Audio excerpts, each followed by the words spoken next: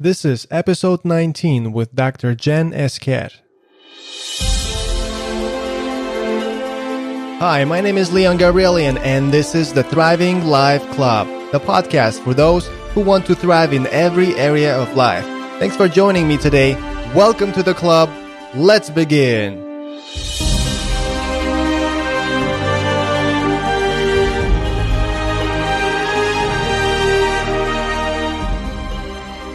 Welcome back to the club, champion. Our today's guest is Jen Esquer. You used to be a gymnast from 9 to 16 years old. You are a doctor of physical therapy, creator of the mobility method, and also the optimal body. Yes. You teach and provide tools to relieve pain, prevent injury, optimize movement, lift heavier, help people lift heavier and squat lower, and so much more. Yes. You are also on the advisory board of the Strong Fitness magazine. I'm so excited to have you join us. Welcome to the Thriving Life Club, Jen. Thank you for having me on. I appreciate the intro. That's awesome. Now let's talk about tacos. I could talk about tacos.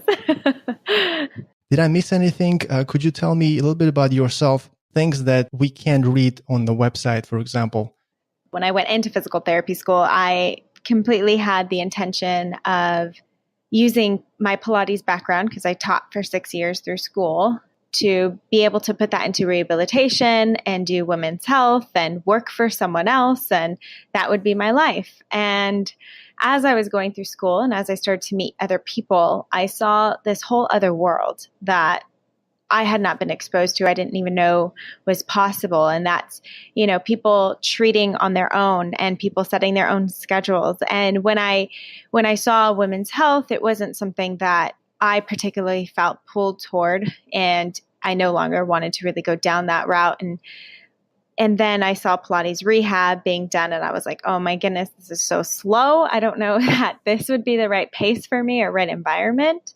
And it was just interesting how it just started to adapt and started to grow and started to meet other people and started to put myself out there in terms of, could I get clients on my own outside of being in a clinic? Can I do something that is outside of the norm that is physical therapy? And once I started to do that, it just continued to open up, expand, meet people who were clinicians, but using it in an atypical way that I was introduced to originally. And it was opening my mind to new possibilities of helping people way more than, not more, just differently, but helping a greater amount of people than I had originally expected. So it just blossomed into what it is today. And I think it's been an amazing journey and just, a testimony to the fact that if you keep your mind open and you keep the possibilities open, so much can happen and there could be so much growth. Would you consider yourself a natural entrepreneur? No. I guess in terms of work ethic and ideas, I guess I would. But in terms of, I just never felt pulled toward business or pulled toward entrepreneurship. I never saw myself doing my own thing, creating my own business. I always saw myself working for someone else. But that's also me keeping myself small, not thinking that I was good enough to be able to step into other things. And as I started to, put myself out there more, the more that people gravitated toward me and told me big things are coming for you. You're going to be on billboards. You're going to do so much. And I always told people, no, that's not me. And the more that I just continued to dive into what I believed in and what I wanted to do, the more it opened up and the more it became, it just blossomed into becoming an entrepreneur. It was never anything I immediately sought. It wasn't even what I thought I would be. I allowed it to happen because I felt passionate about certain things and I chased those routes. So you're passionate in this, and it naturally, just like you said, blossomed into this way of expressing yourself and helping other people as a result, right? Yeah. So just passionate about being able to help people more than just being tied to a clinic and being tied to certain rules and being tied to insurances and limitations and time constraints. And I wanted to help more than that. And knowing that I could and finding a way to do that was what I sought. And now you teach people how to increase their mobility. Is that right? Mm-hmm. Let's talk about that. What is it about mobility and being able to move freely so important? For mobility, people think of it as flexibility. The difference is that flexibility is just the ability to passively, without effort, without active, just place your legs somewhere or do the splits, just kind of hanging into position. So you can increase flexibility in terms of just having passive range of motion. But mobility is now being able to take that and make it active. So now it's about, okay, I have this beautiful hamstring flexibility, but could I stand up and do that against gravity? Could I make it functional where I now have to step up onto a large step or a ledge or something and actually make it functional into my life? So mobility ties it into everyday life. It ties it into the fact that your body and your joints and your muscles are all going to go through all these different ranges of motion, and being able to take those ranges and make them functional so that it carries into your everyday life. And so that you can say like, oh, I stepped off the curb and my knee went out a little funny, but I have the mobility and the control to pull it back in. So now I don't get injured. So it's really a way of being able to prevent injury. And that's what makes mobility so powerful, because it's not just passive, it's actually active range of motion. Mobility is just the ability to actively move your body through its full range of motion. So if that means that you can take your arm and raise it up, that is your active mobility. I'm assuming there are people who are not able to do that for certain reasons. So how does the process of gaining mobility or, and maintaining mobility or increasing mobility work on a step-by-step basis if you had to break it down?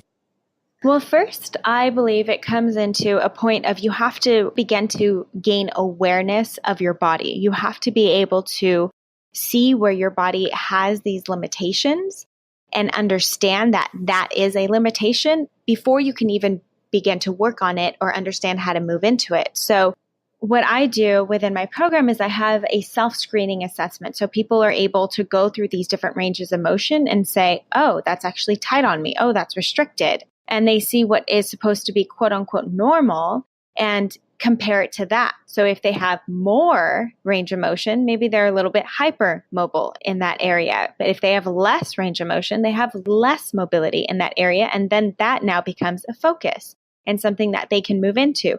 And I break down all the exercises of how these specific exercises can help that range of motion.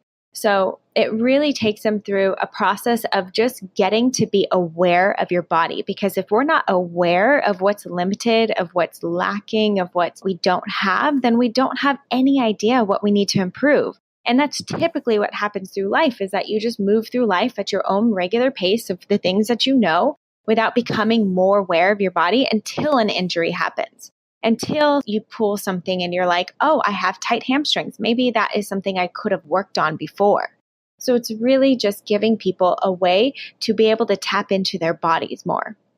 How would you say this is applicable to someone who works in an office in front of a computer all day, sitting?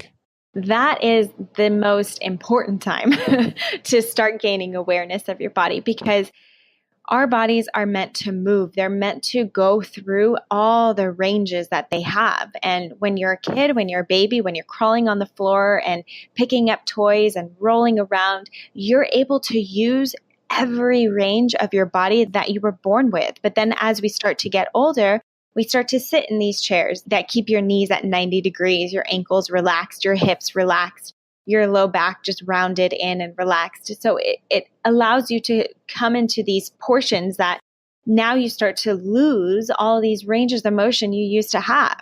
So being able to then say at work, even, I like to have people pick a couple exercises that they can do standing or in their chair, where they can get up during the day and start to move around a little bit. Or maybe it's even wrist exercises that help you prevent carpal tunnel. So it's these exercises that you can start to implement at different variations during your day. So maybe it's one in the morning and it's one at work and it's one before you work out. And it doesn't have to be this like perfect routine at one time of the day, but it could be dispersed. So it makes it easier to then implement.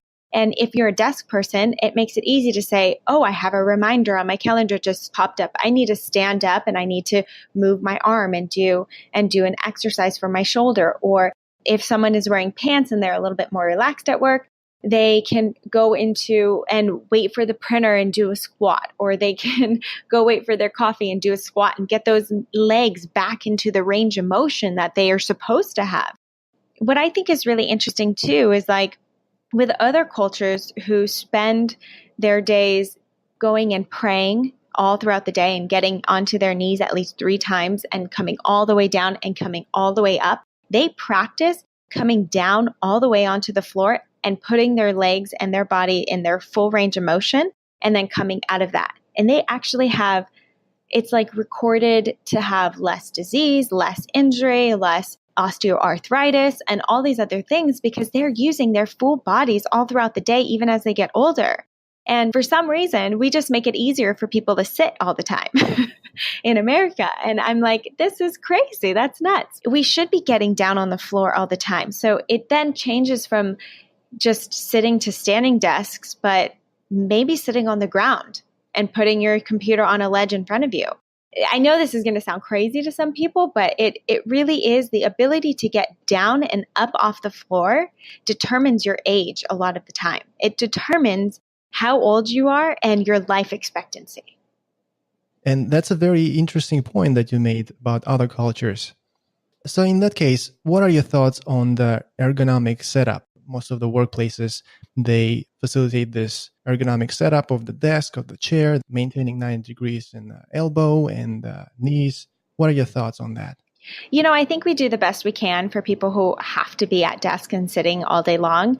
And it is better to at least have an ergonomic checkup than to not have anything and to be in even worse posture throughout the day.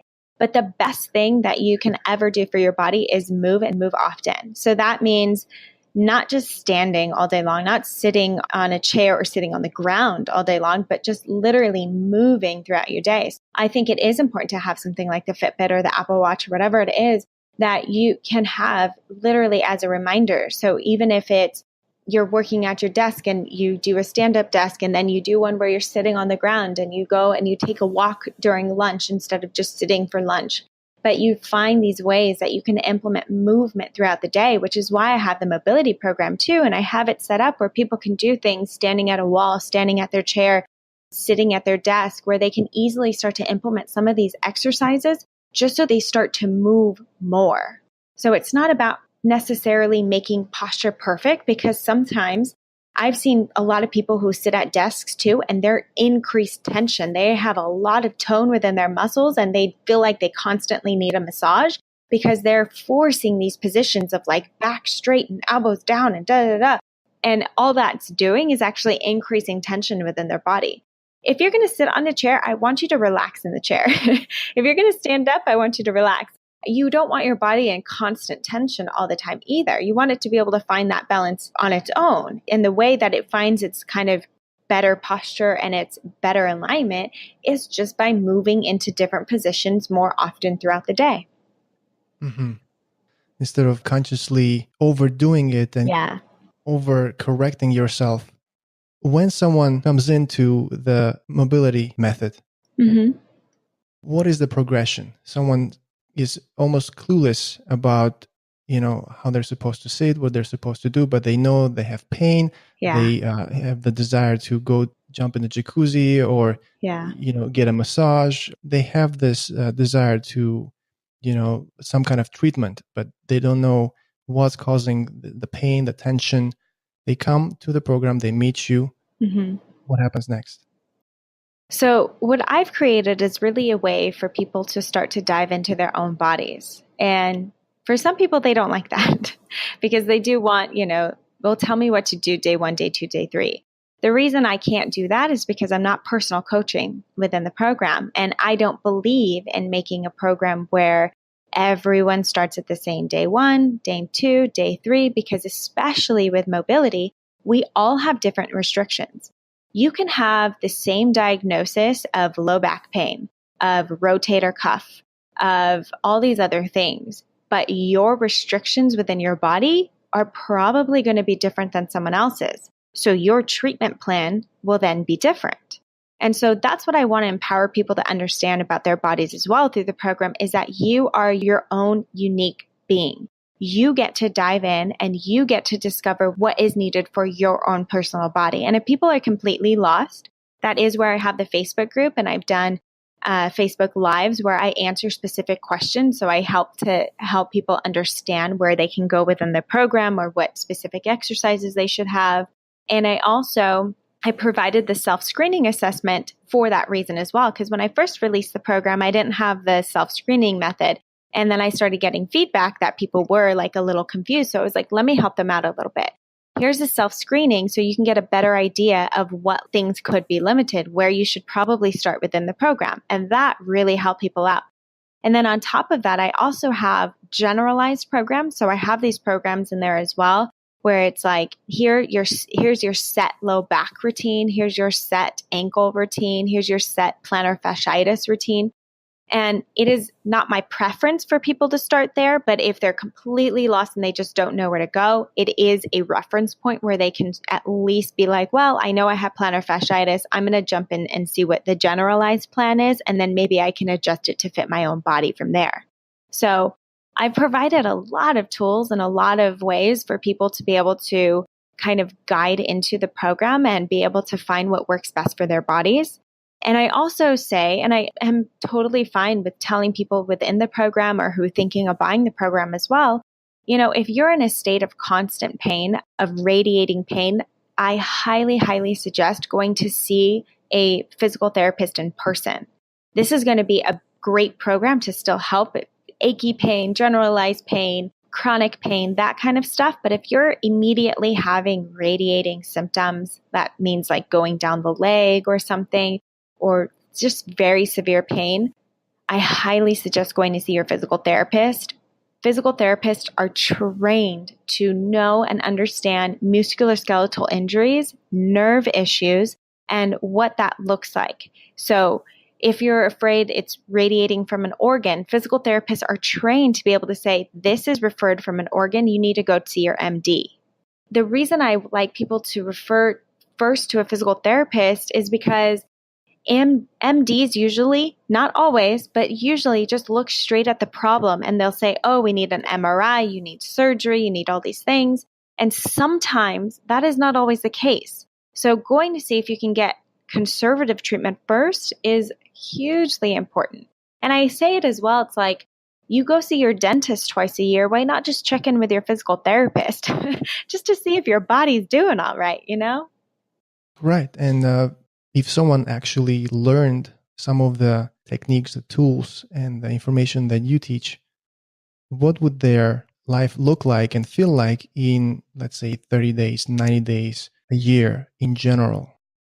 Well, if they continue to do it, I really think that they would be able to live this life that you want to life of longevity, activity, be able to pick up your kids and be able to chase your grandkids around. I mean, you would just truly be able to tap into your body, understand when something's restricted, when something's painful, what you should do about it. And then you can be able to continue to live on into an active life where you can actually enjoy it and go on walks and go adventure with family and friends and thrive. Exactly. Couldn't agree with you more.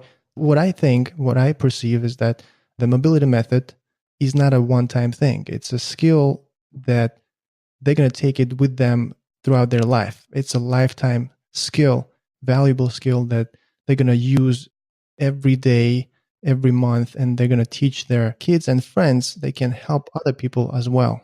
Yeah, 100%. And that's the thing about it. I made this a one-time price, a one-time program for life. I mean, you can't ask for much more with that. So it's something that you don't use just once, you always refer back to, because things are going to get tight and limited and weird in different areas of our lives and at different times. So being able to have a tool to be able to refer back to at any time is super valuable. Yeah, guaranteed. Nature is going to do its thing, right? Mm-hmm. Our body is going to break down one way or another. Mm-hmm. Let's talk about most common roadblocks that a person faces on their path as they are learning how to move and they go through your program, for example. Mm-hmm. What are those? For example, top 3 roadblocks that they face. I would say people really have time scarcity within their mindset, which I'll be honest, I have the time scarcity thing happening too, where it's like, well, I have to do all these things. I don't have time for mobility. So that's definitely like the top number one thing that people face is like maybe they get into routine. They're like, cool, I can add this in 5 minutes in my day. And then all of a sudden it drops off because you suddenly don't have time for it anymore. And what I say to that is, you brush your teeth on a daily so that you prevent cavities, you prevent root canals and all these other things that can happen to your teeth. Why are we not treating our bodies the same? And that doesn't just mean going for walks which is super important, or, working out really hard, but actually taking the time to tap in and see what's restricted and how you can move out of that. Because that and moving out of restrictions and truly owning your body and getting it super functional is what's going to carry you into your workouts, carry you into your work, avoid pain, avoid injury, all these other things. So just continuing, I would say, to come back to the why as to why this is going to be something that is like brushing your teeth, where it could be as quick as brushing your teeth too. You do one little exercise in the morning. You do one exercise when you're at work. You do one before you go to bed. It could be so simple as creating that reason why and keep continuing to remember and refer back to that. So time scarcity is definitely one of them. The other one I would say is that people, probably get overwhelmed. You can take the self-screening assessment, all of a sudden you're like, oh my gosh, my whole body is restricted. And then it becomes, where do I start? And for that, I just say, this again is your toolbox for life. There is no rush. There is no reason that you have to finish it within 6 weeks or 12 weeks or anything like that. So you get to say, okay, I'm going to pick one exercise from every single joint and I'm going to do that. And that's going to be what I work on until that starts to feel better. Then I can add another one and take one away. So you get to kind of play around with what you feel like is best. You can even use it as a warm up to your workout. You could use it as a cool down to your workout. So then you're still getting your mobility in.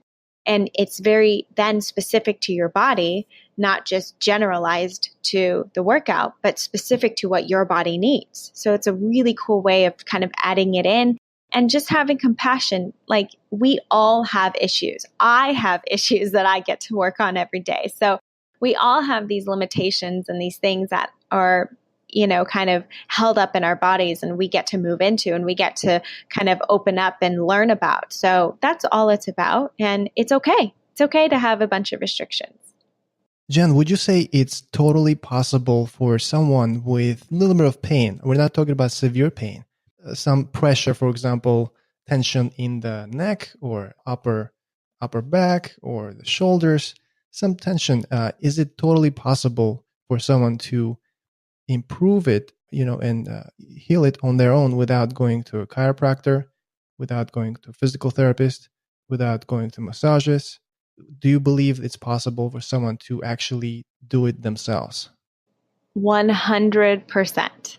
Like, so possible.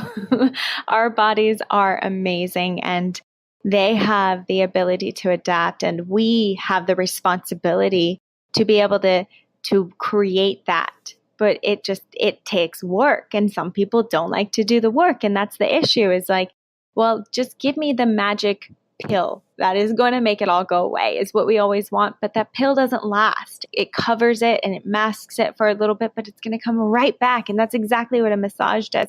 It feels so good for the moment, but it's not actually doing anything to correct or to get down to the cause.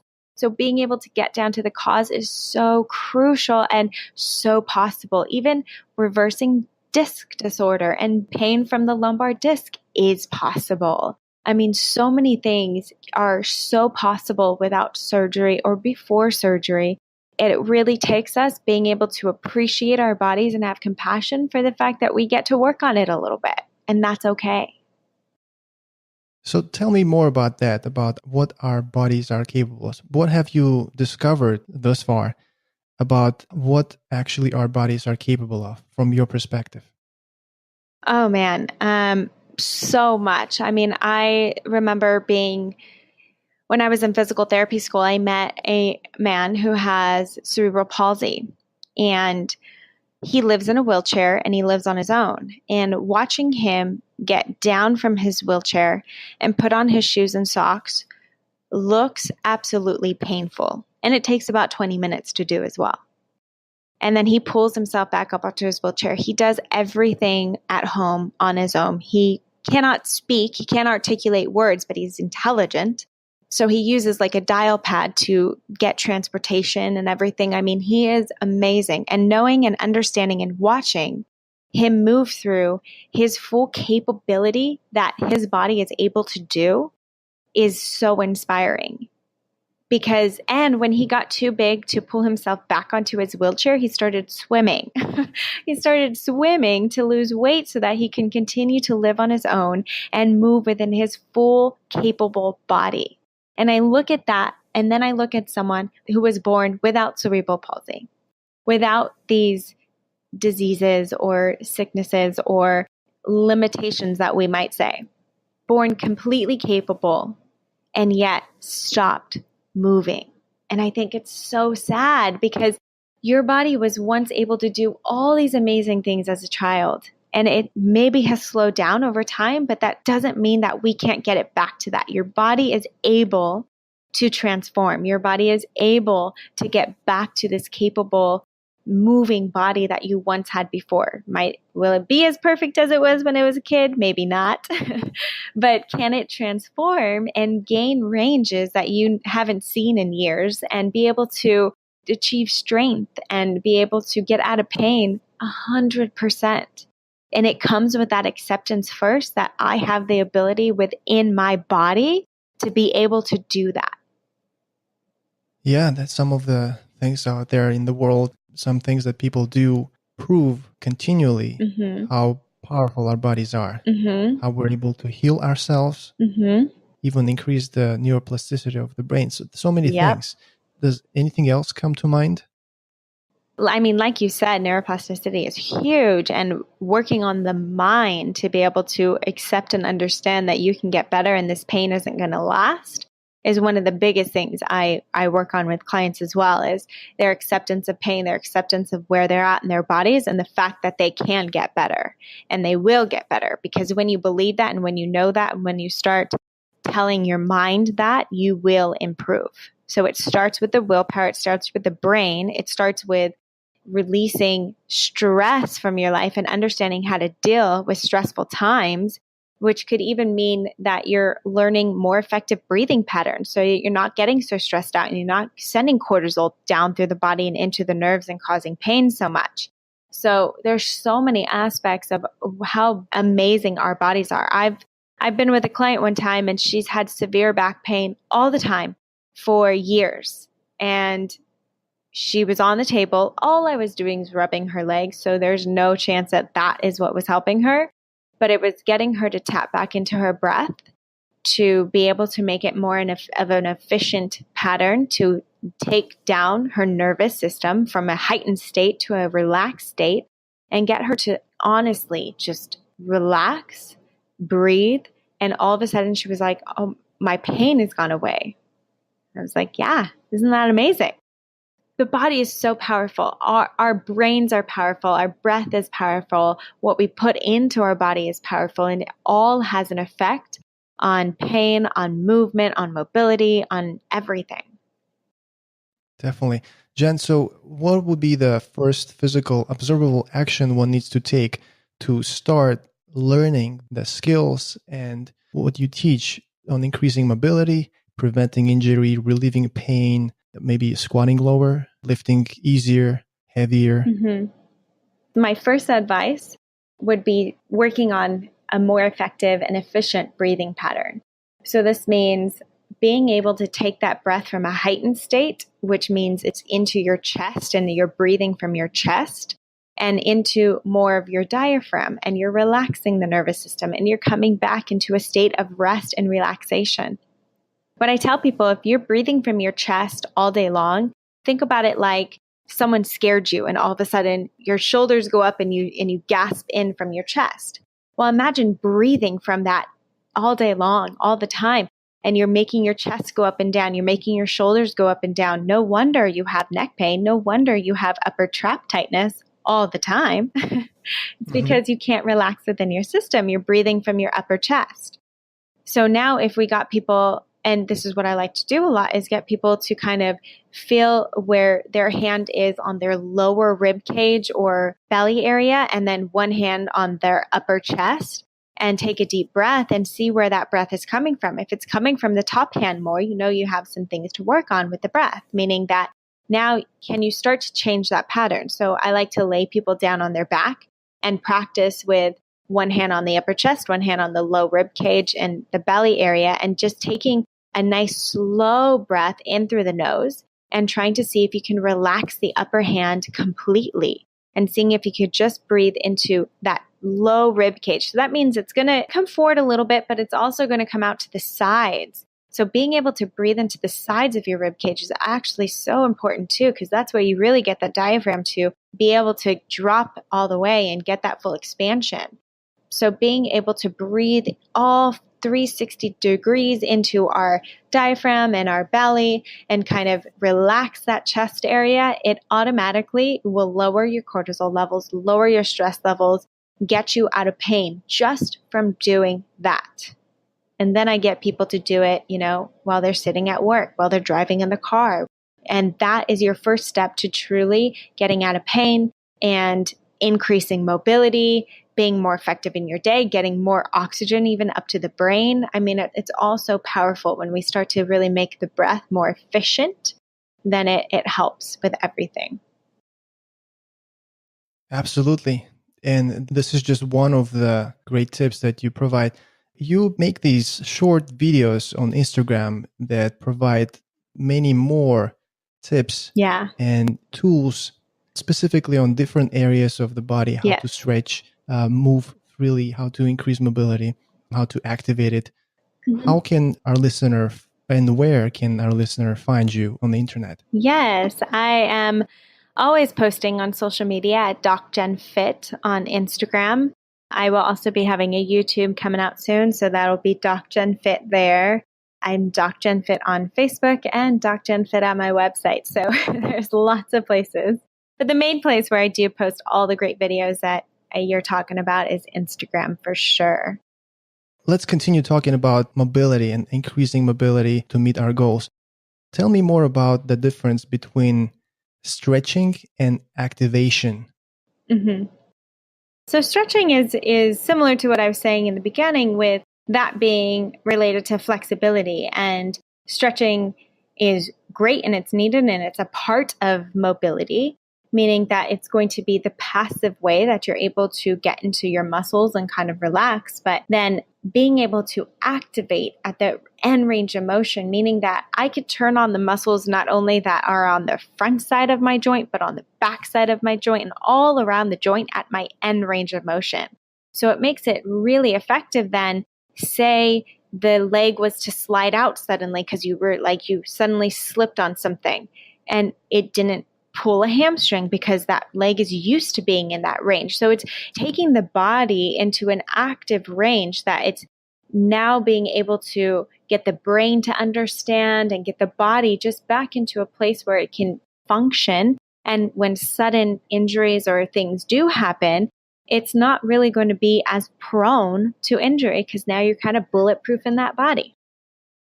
And for someone who hasn't been physically active for some time, for 6 months to a year or even more, what would you recommend to get them back to having the mobility that they once had? I would say pick one thing and just start doing that every day. Everything is about consistency within our bodies. So whether that's going to be that you decide you like one of the hamstring mobility exercises. So you're going to do one of those and you're going to take a walk. being able to start to putting yourself into a routine. It doesn't have to look a perfect way. It doesn't have to be like 10 minutes or 20 minutes of this. It gets to be whatever you want it to be and whatever's going to work for you. And that's what I always say. It goes for anything in life. It's what's going to work for you that's going to be actually sustainable. Because if it's not going to be sustainable, it's not worth it. So start easy, start slow, pick one exercise that you can do at some time throughout your day, and then start adding on from there, or maybe change it up. Maybe you do that exercise on a Monday and you do something else on a Tuesday. You totally get to reinvent yourself and kind of figure out what it is that you like within your body. What I'm hearing is starting small from one part of the body. Yes. And then moving to another body part, and then eventually in order to have this full body mobility, because that's what I'm looking for. Mm-hmm. Potentially, I want to be able to do things that I want to do with my entire body, not just do splits, for example. Mm-hmm. I might be able to do splits, but I might be very tight in the upper body, right? Mm-hmm. Mm-hmm. Would you say it's important to have the full body mobility? 100%. And why is it important? Because when we start moving one area a lot, another area could get stiff and forgotten about. And so making sure, and a lot of the time, where we have pain is actually not where the problem is, but it's usually around the area. So like either above or below. So just like your low back might feel tight, but it's actually your hips that you need to work on, or it's actually your upper back that you need to work on. And that's why it's so important to not get stuck in one area that you think is the worst, but actually start to explore others, because you never know what else might be restricted. Mm-hmm. Is there a sport that you would recommend that is the closest to, helping the person to increase mobility in their entire body? Is there such a sport? I believe it's mixing it up and getting a lot of variability within your workout. So maybe that means you do yoga one day a week, you do Pilates, you do lifting, you run. I think the perfect sport is variability, because just doing one thing, even though CrossFit says that we make well-rounded everything athletes, they have a lot of issues. So just doing one thing is not functional for the body. If you're going to do a sport because you want to be a professional, then sure, you have to stick to that one thing. But even training for that sport can be variable. So getting variability within our body is so important. So there's not one perfect one. The one perfect one is doing a lot of different things. Running, swimming, yoga, Pilates, boxing, weightlifting. Yeah, all the things. So I'm curious, what are some of the issues that CrossFitters have? I mean, I can't group a whole people because We're not talking about people. We're talking about the type of exercise. Yes. Typically, for CrossFit, when it's high load, high reps, and for a limited time, there's going to be breakdown somewhere in the body, because your body it's very hard to sustain all of that. So it's just increased tension on everything. And a lot of times what happens is that people don't have the proper range of motion in their shoulders before they're hanging on bars or lifting weights overhead. So suddenly they develop these shoulder issues. Or sometimes I'm not a huge fan of American kettlebell swings, because it's bringing the kettlebell all the way up overhead with your arm slightly internally rotated. So that as well can cause shoulder issues. So a lot of times I see shoulder injuries. I see back injuries, because when you're trying to lift as heavy weight for a limited period of time, it's like your body is going to start to want to get out of those positions. It's going to want to start to break down and compensate. So a lot of times the low back starts to compensate. I've also seen where CrossFitters can sometimes have limitations in internal hip range of motion, where they great at pigeon stretch, and that's one that everyone goes into. So they have great hip external range of motion, but very limited internal range of motion, which actually affects squatting all the way down, lifting weights, and being able to drop as low as they're supposed to for squats. So that's another one that I see pretty limited very often in CrossFit. Mm-hmm. Jen, let's switch gears slightly, and I would like to talk about you and your experience as an entrepreneur, as a woman in business and in physical therapy, what are some of the challenges you've had to uncover and had to face as a newly established entrepreneur building your lifestyle venture? I would say the number one thing I've had to kind of face is learning how to operate my time schedule, learning how to strategize throughout my day to make things very strategic and not all over the place. Because sometimes as an entrepreneur, it's like, I have to do this and this and this and this. And you get wrapped up in all these little things when you didn't even finish anything. So learning how to really balance time, be more strategic throughout my day, when to say yes to things, when to say no to things. I mean, because as a new entrepreneur as well, you get a lot of stuff starting to come at you. And so just learning how to navigate the whole process and how to bring on a team and navigate that process as well has been all just a huge learning venture, but it's been fun. I'm sure. So what would your advice be to your peers if you had to give them very straightforward, no BS, practical advice that will just cut through the BS and get them to change towards better, improve quicker than ever? Ask for support. That is the number one thing, is don't be afraid to ask and reach out to people who have done it before or who might be able to help you with certain things that you're working on. Why sit there for hours on hours trying to do everything on your own if you could just ask for support? And you'll be surprised, especially as an entrepreneur, so many people will be willing to help you because they understand the path themselves. Granted, a lot of people won't have time, but just being able to ask and being able to reach out and collaborate and meet people and connect with people is huge. So just be open, reach out to people, and definitely ask for support. Yeah, no matter what stage you're in, there's always going to be someone who can help you that might be also beneficial to them. Exactly. They might be feeling good about it. They might be more experienced than you and it would come natural to them. When you approach doing things in business, in life, what is your overall philosophy? Do you have a philosophy? How would you describe it?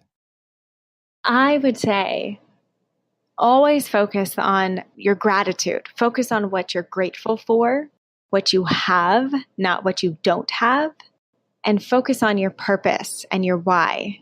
So not what you're providing people, but why you're providing people that you're providing. And that is going to keep you going every single day. That's going to keep your energy lifted because there's so much happening in life all the time for anyone, no matter who you are, entrepreneur or not. And just focusing on why you're doing the things you're doing, whether it's being a mom, whether it's working at a 9 to 5 and coming home and providing, your why is so important. So focusing on your why, focusing on what you have and what you're grateful for is the way that I live life every day.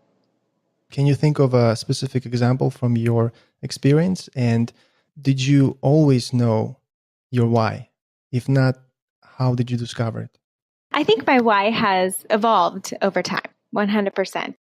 When I was in school, it was to become a physical therapist was my why. It's always evolved. It's always changed based on what I'm doing. And so for right now, my why is very focused on getting people to be able to take responsibility in their own bodies and empower them to move out of pain themselves without having to see me. That's my why. But I would say I've always had my why. It's evolved and it's shifted and it's changed, and that's okay for that to happen as well. And I think accepting that that's okay, but understanding where you're at and why you're doing it right now is what's most important. And as far as being grateful and focusing on things that you have instead of things that you don't have, do you have an example of from your own life, from experience, that you kind of made the switch or had to correct yourself?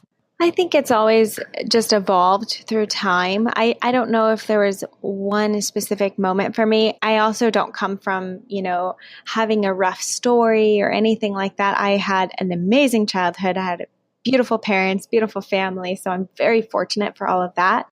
And I think just having the gratitude for what I've had my whole life growing up. Like my parents paid for my undergrad and I was extremely grateful for that. So I wanted to work hard because I understood that someone else was paying for it. And then when I got into grad school, I was paying for it. So I'm grateful that I have the opportunity I could do that. But that again continued to make me work hard. So every time I focused on what I was grateful for, no matter where it was or what it was, I was always so grateful for what I had. And I think just having the family values that I had growing up really helped instill that. And now today, every night, my boyfriend and I say 3 things we're grateful for before we go to bed. That's amazing. Your energy is fascinating, by the way. Having conversation with you, you're very easygoing. Am I getting it right? Easygoing, and you let things just Yeah. happen. But at the same time, you have a direction. Yeah. You know what you want. Yeah, basically. Can you tell me more about that so that our listener can understand you better? I've always been a perfectionist growing up. That was probably the gymnast instilled in me. I had to do things the right way all the time. And being an entrepreneur, you kind of can't really have perfection because things are going to happen.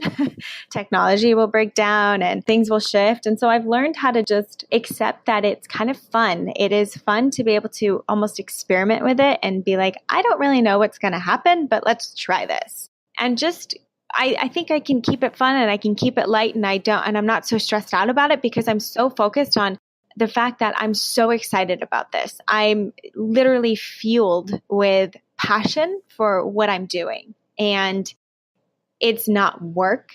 It is work because there's a lot that I have to do all the time, but it keeps me going. It keeps me energized. It makes me want to wake up at 6 a.m. and get my workout in before I get to do all the other things. And I've just continued to learn and I've continued to grow. I've taken leadership courses. I've taken emotional intelligence courses. I've taken speech courses. I've taken things that really help to hone me in on my voice, my message, my purpose, and get me out of my own way, which is out of my own insecurities of what are people going to think about me, and out of my own perfectionist mindset as things won't look perfect and that's okay.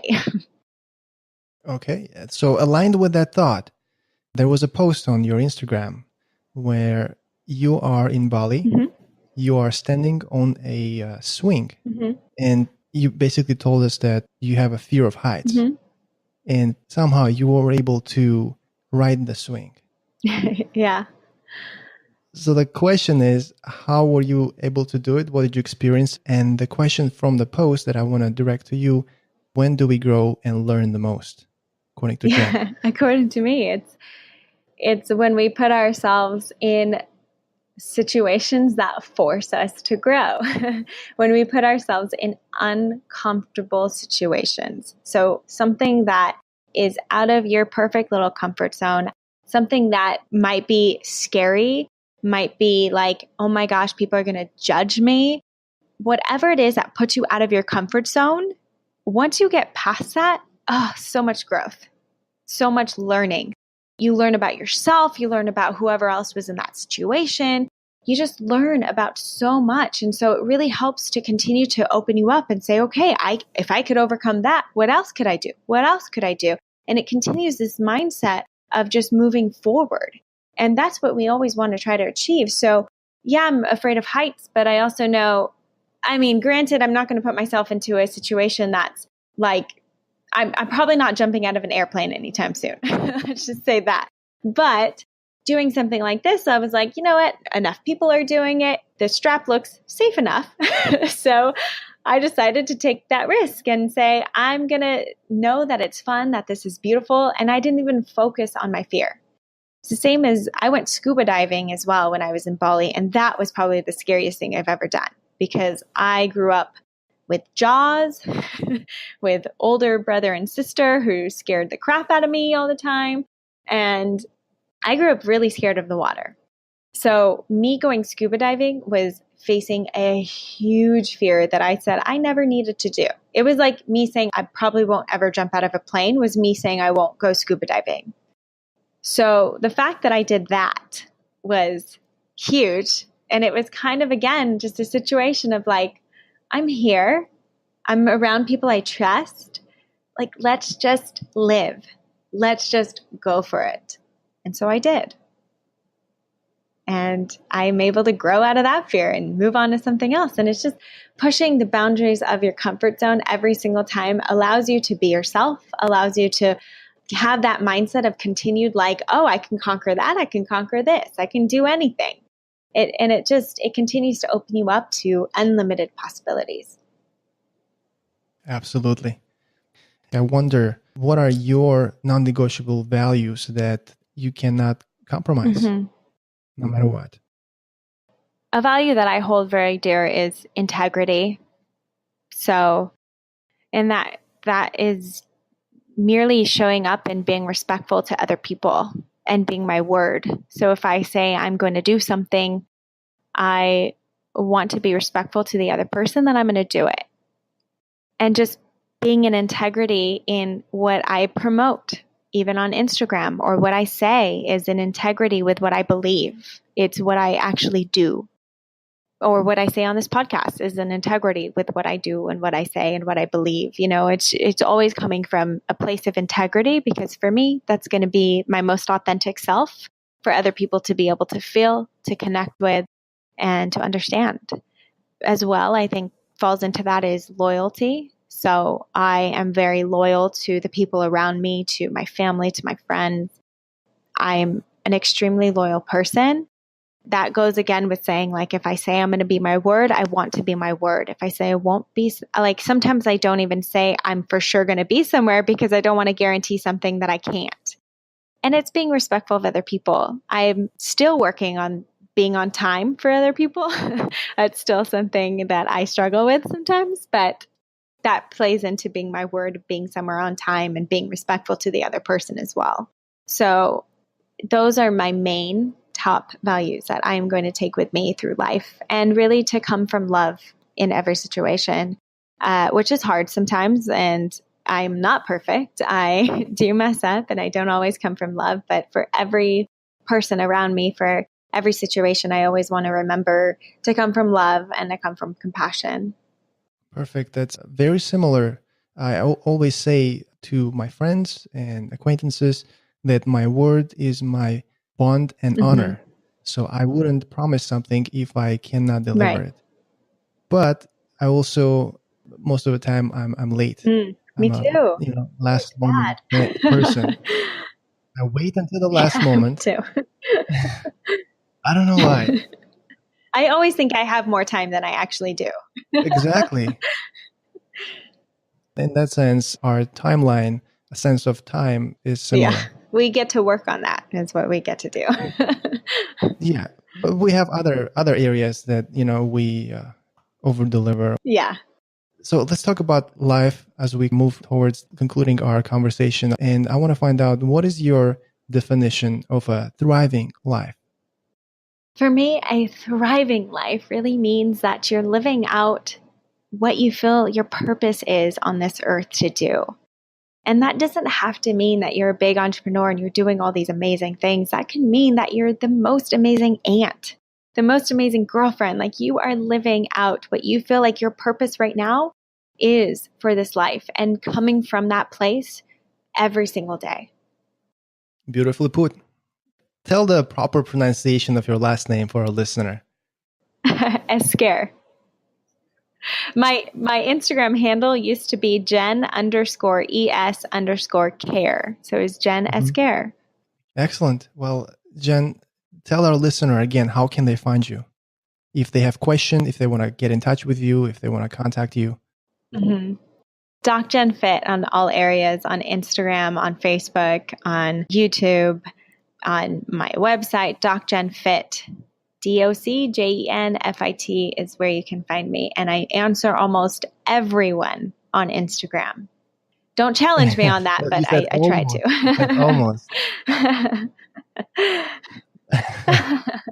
Excellent. Thank you very much, Jen, for joining us at the Thriving Life Club. It's been a great conversation. Thank you. Thank you. I appreciate it. And there we have it. Another amazing guest has visited our club. Make sure to subscribe to the Thriving Life Club podcast on your favorite app. Simply go to thriving.lifeclub.com/ and the name of your favorite platform. iTunes, Stitcher, Spotify, Google Play, YouTube. You get the point. You will find the show notes, the episode freebie, and the resources mentioned during the episode by navigating your browser to thrivinglifeclub.com/ and the number of this episode. For example, for the episode 3, you would go to thrivinglifeclub.com/3. For the episode 7, you would go to thrivinglifeclub.com/7. We want to make this podcast the #1 podcast on iTunes in its category. When you feel inspired, head over to iTunes and give us a quick review to keep the podcast commercial free and get it discovered by more people like you and families like yours. Rate and review the podcast on iTunes and share it with your friends. Let's inspire more people together. And until the next episode, just remember, start where you are, use what you have, do what you can, live a thriving life.